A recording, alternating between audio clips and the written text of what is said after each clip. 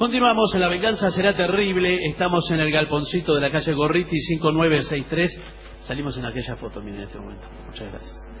Y recuerden que el día 22 estaremos haciendo el programa en Olavarría, en el Teatro Municipal. El día 26 de mayo en Quilmes, en el Teatro Cervantes. Hablaremos hoy de extravagancias de algunos filósofos antiguos, así que inevitablemente nos llevaremos por delante a Diógenes Laercio, que escribió allá en el siglo I la vida de los filósofos más célebres de la historia, y de ahí habremos robado esto, ¿no? Así que vamos a ver. Hablaremos de algunos gestos, de algunas acciones de ciertos filósofos, más allá de su sistema filosófico. Comencemos con Heráclito de Éfeso, poco antes de su muerte, allá por el 480 a.C. Heráclito es uno de los amigos de este programa, el oscuro de Éfeso, aquel que dijo que no nos bañamos 2 veces. No, en las mismas aguas. Hasta ahí no llegué. Sí. Bueno, aquel que dijo que no nos bañamos. Que no nos bañamos 2 veces en el mismo río. Está aquí. Heráclito parece que se había ido a vivir a las montañas como si fuera un eremita. No quería ver a nadie. La humanidad le producía enorme antipatía. Dijo que la humanidad era una bestia irremisiblemente hipócrita, obtusa y cruel, a la cual no valía la pena intentar enseñarle nada, dijo con un tono muy parecido al de Mario Matas. Sus meditaciones están reunidas, no las de Mario Matas, sino las de Heráclito, en un libro titulado Sobre la naturaleza, que cuando estuvo terminado depositó Heráclito en el templo de Artemis, la diosa de la caza, para desesperación de la posteridad, porque de resultas de ese depósito se perdieron muchos fragmentos de aquel libro. El templo ese era una de las maravillas del mundo, si no me falla la conjetura, el templo de Artemis en Éfeso. Y ese templo fue incendiado por un señor que quería pasar a la posteridad y que entonces le prendió fuego al templo de Artemis. Después en Grecia prohibieron pronunciar el nombre de ese señor, justamente al enterarse de que el propósito que había tenido por incendiar el templo de Artemis era el que su nombre fuera muy pronunciado. Entonces prohibieron pronunciarlo. No consiguieron, sin embargo, que el nombre se olvidara. Pero después se olvidó igual. Claro. ¿Por qué? ¿Por qué? Porque la gente se olvida de todo, y por ignorancia y falta de ilustración, la gente se olvidó cuál era ese nombre. A punto tal que hasta podríamos decir que ahora nos hemos olvidado, pero no. Sabemos bien que es Heróstrato, pero queríamos cumplir, siquiera por un rato, con los jueces griegos. Y el libro sobre la naturaleza se rompió, se dañó, quedaron solo ruinas del libro. Se fueron perdiendo unos cachitos. Y ya el libro era oscuro antes, por eso le llamamos el oscuro de Éfeso. Pero ahora es más difícil entenderlo, porque le faltan partes. O a lo mejor uno piensa que le faltan partes y no. El libro ya era así. A mí siempre me ha gustado esa idea. Yo he tenido 2 ideas en mi vida.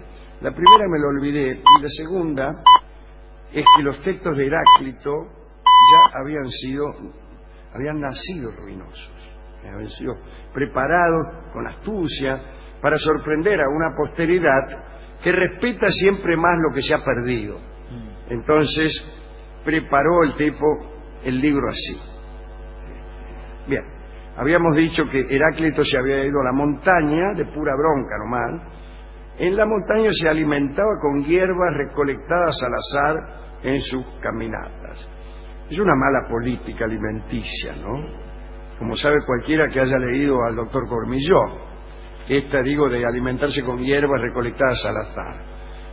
Imagínense que cualquiera de nosotros siguiera ese procedimiento. Usted sale a caminar y por cualquier calle empieza a juntar hierbas, qué sé yo, pasto, caléndula, margaritas, ortigas, revienta caballo. Bueno, el segundo día te moriste. Con las ortigas creo que te morís, ¿no?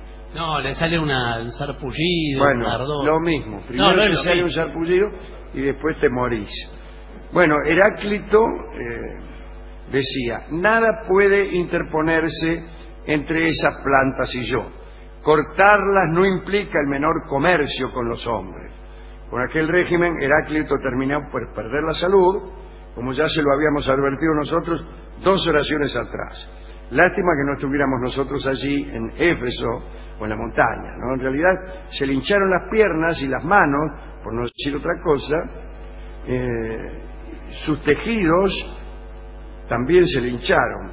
Bueno, me refiero a los tejidos que forman el cuerpo humano, no las cosas que él tejía. No, claro. No.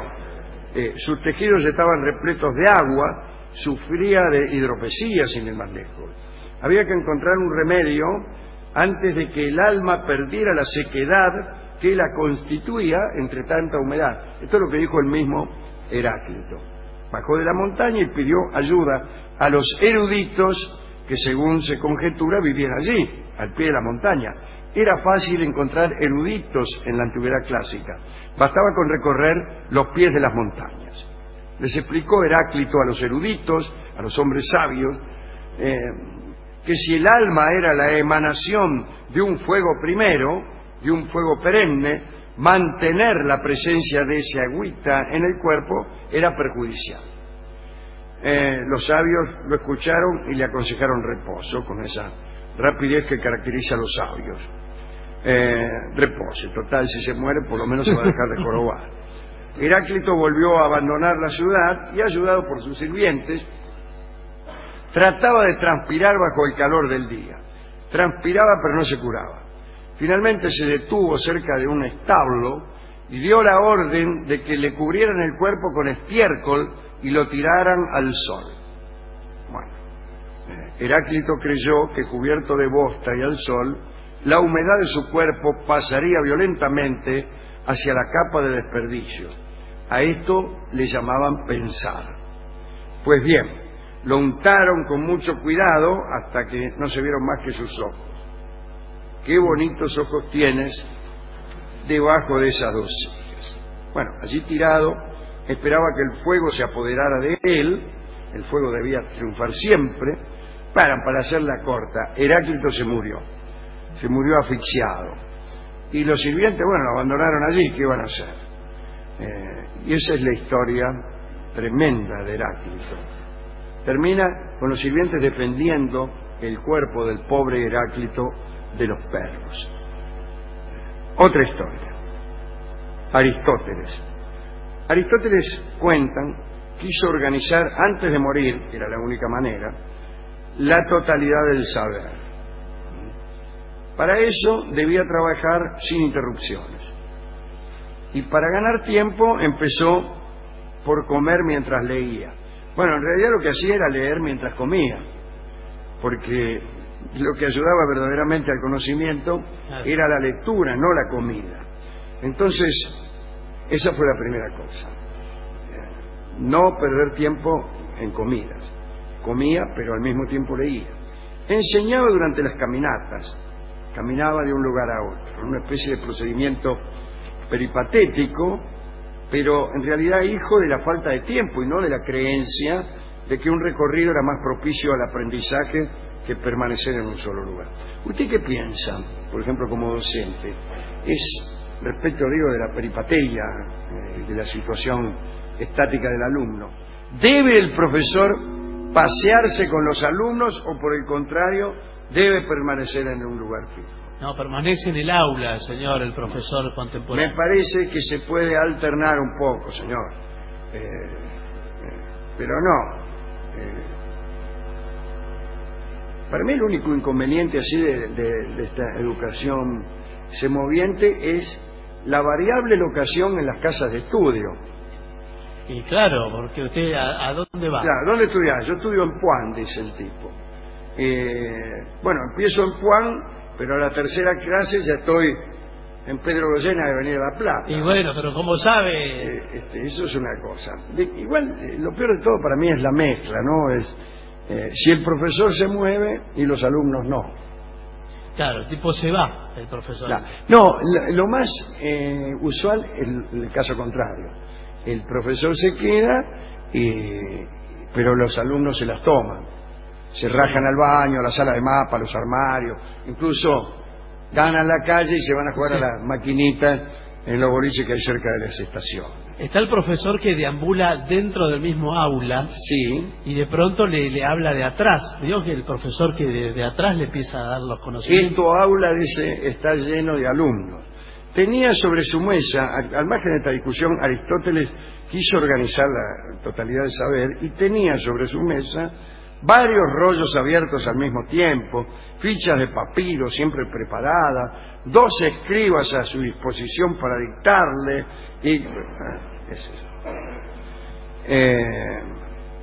y por eso se pasaba todo el día laburando. Y entonces había inventado un sistema para robarle horas al sueño. Entonces inventó un aparato que era lo siguiente: un instrumento de estímulo, de estímulo, mecanismo despertador, vamos, para qué tanto lío. Aristóteles tomaba una bola, sí, agarraba con la mano una bola de fierro y ya en la alta noche, cuando se estaba por ir a dormir, cuando sabía que el sueño podía vencerlo, agarraba una bola y abajo había como una especie de gong, gigantesco platillo que hacía un ruido, una lámina metálica, ¿no? Una sartén, vamos a decir. Sí. Cuando Aristóteles se dormía, la bola caía sobre la lámina y producía un estrépito y hacía temblar el cráneo del estudioso, claro, siendo Aristóteles el estudioso. Entonces se despertaba y esto lo hacía por noche 2 veces. Ya a la tercera se iba a dormir y dormía 3 horas. Ya los vecinos decían, se le cayó la bola a Aristóteles. Sí, ahí se le cayeron. Ahí se le cayó. Otra vez se le cayeron las bolas a Aristóteles. Ya la segunda. Ya la tercera, menos mal. Ya la tercera se va a dormir y se deja de embromar y se deja de... Con tanto conocimiento. Dicen que una noche la bola cayó contra el metal, pero el pensador no pudo despertar. Es que había muerto. No pudo despertar porque no se había dormido, sino que se había muerto. Y ahí sí ya no pudo robarle a la muerte una última reflexión. Finalmente hablaremos de Platón, ¿no? Dicen que Platón viajó a Egipto, donde los sacerdotes le abrieron algunos papiros sagrados. Llegó a Cirenaica, Mégara, Siracusa, que por cierto ninguno de esos lugares queda en Egipto. Así eran los viajes a Egipto de Platón. Bien, Platón buscaba encontrarse con los pensamientos de Pitágoras.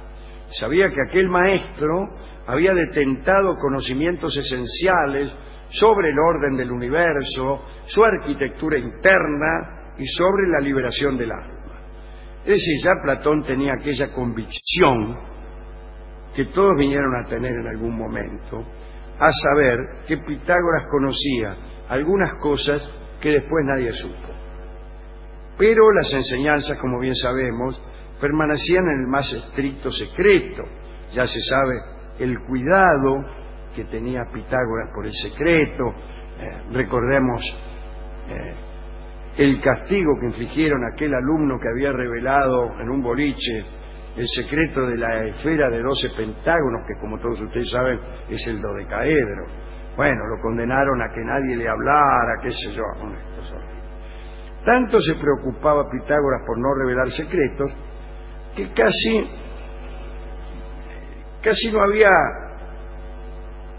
había contenido en los secretos.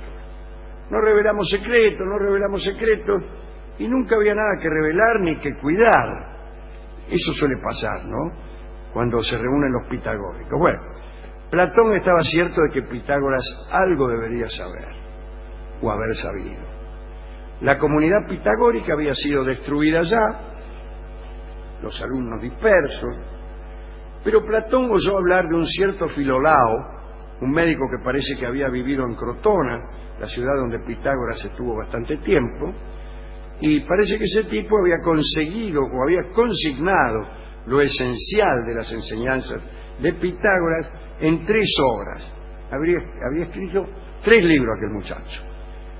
Pero bueno, nadie parecía haberlas leído ni visto, y algunos decían que esos libros no podían existir. Los que desplegaban los saberes pitagóricos, saben ustedes que corrían riesgo de muerte. En aquel entonces el griego Dionisio gobernaba Siracusa, era el tirano de Siracusa. Platón fue a buscarlo y parece que en la corte haber encontrado un hombre que sabía dónde vivían los parientes de Filolao. El discípulo de Pitágoras de Samael, había muerto hacía mucho tiempo, desde luego. Pero él preguntó, dice, ¿está Filolao? No, dice, ya no está. Pero se conservaron sus recuerdos y sus escritos y se los mostraron a Platón. Eran 3 rollos. Cuentan que Platón notó que esta gente no sabía de qué se trataba todo aquello. Empezó un regateo. Bueno, al final los parientes pidieron 700 talentos. Platón se los dio por 600, que era mucha guita, mucha guita. Y bueno, le vendieron los 3 rollos por 600 talentos. Platón se retiró de allí creyendo que llevaba bajo sus brazos la explicación de los misterios del universo. Pero revisó los rollos cuando llegó a la casa y los rollos no decían más que filada. Esa, cuando parece que voy, vengo, cuando parece que vengo, voy, el color del no sé qué y la metáfora del no sé cuál. Toda gilada. Y se comió un garrón. Y las cosas que supuestamente sabía Pitágoras pertenecen todavía al mundo del misterio y del secreto. ¿Quiere que le diga lo que a mí me parece? Que no hay nada. Usted piensa que no hay nada. Que no hay ningún secreto. Que no hay ningún secreto. Y guardar secretos que no son nada es mi especialidad. Estas son las historias. Además, discúlpeme, Sí. lo muy valioso, no se conserva en secreto. Llega un momento que el sí, secreto se sabe. por propio Se peso, sabe. por Los propio secretos peso. se revelan. Claro. Los verdaderos secretos son los que se revelan. Los que no se revelan no son nada. Bien, hemos ido al discotecario que empezó a hablar durante media hora, nos dijo que estos filósofos en verdad eran un poco ingenuos porque perseguían cosas que son enteramente imposibles. Heráclito quería curarse la hidropesía siguiendo procedimientos más adecuados para la fertilización del suelo que para otra cosa. El otro, Aristóteles, quería clasificar todo el saber humano creyendo que bastaba con no dormir. Todo esto decía el discotecario. Y finalmente Platón quiso adueñarse de los secretos de Pitágoras pensando que bastaba con 600 talentos. Bueno, en realidad quizá trató de apoderarse de secretos que ni siquiera existían. Así que, dijo el discotecario, eran perseguidores de quimeras, dijo, enarcando las cejas enfáticamente, que este discotecario que con tal de llegar al disco que él te quiere encajar, es capaz de razonar durante toda una tarde. Y Quimera, precisamente, se llama, nos dijo con fingida sorpresa, este tango de Roberto Abreu Barbosa que va a cantar en este mismo momento Carlos Gardel. Adelante.